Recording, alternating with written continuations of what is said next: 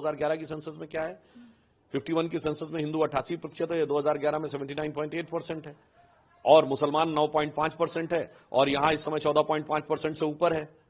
तो इसमें कहीं कोई किंतु परंतु नहीं है, पर यह जनसंख्या का इस रफ्तार से बढ़ना और उस बढ़ती हुई जनसंख्या को ललचाई नजरों से देखकर राजनीति करने को तत्पर होना, इसलिए मैं विपक्षी दलों से, इंडी गठबंधन से पूछना चाहता हूं कि आप संख्या के आधार पर आरक्षण देने की बात कर रहे हैं, तो इस बढ़ती जनसंख्या पे कितना आरक्षण आप बढ़ाते चले जाएंगे भविष्य में और किसका काटते चले जाएंगे? क्योंकि एससी, एसटी, ओबीसी की जनसंख्या सिर्फ जनसंख्या बढ़ने के आधार पर बढ़ेगी संख्या। ये जनसंख्या, इनकी संख्या 3 तरीके से बढ़ेगी। जनसंख्या बढ़ने से, धर्मांतरण से, क्योंकि उसको इंडी गठबंधन के सारी सरकारें और दल समर्थन करते हैं, और घुसपैठ से।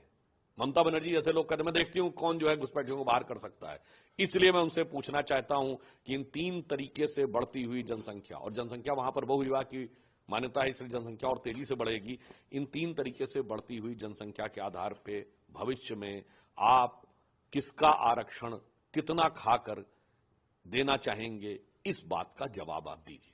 सर, ये जो डेटा आया है, ये इस बात का संकेत है कि आगे मुस्लिम राष्ट्र के जो कहा जा रहा है। देखिए, मैं एक साफ बात कह रहा हूं, भारत में यह भी एक यथार्थ है कि 9 राज्य ऐसे हैं जहां आज हिंदू माइनॉरिटी में हो गया पिछले 75 सालों में। दर्जनों जिले ऐसे हैं जहां पर की हिंदू माइनॉरिटी में है। तो यह एक यथार्थ है, और इलाहाबाद हाईकोर्ट ने 2006-07 में एक जजमेंट भी दिया था, जिसमें उसने कहा था कि 40%, 45% पॉपुलेशन को माइनॉरिटी नहीं माना जा सकता। उन्होंने कहा था क्या ये होगा 51% मेजॉरिटी और 49% माइनॉरिटी है।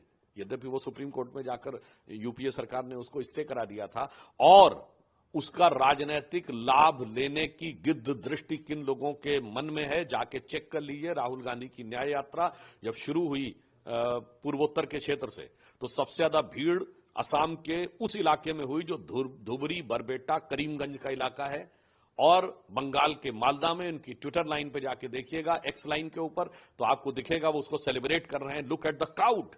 और ये वही है जहां सबसे ज्यादा इन्फिल्ट्रेशन के ज्यादा डेमोग्राफी चेंज हुई है। इसलिए यह दर्शाता है कि कांग्रेस एक खतरनाक खेल खेल रही है, जिसका सबसे पहला आघात एससी, एसटी, ओबीसी के आरक्षण पे होने वाला है।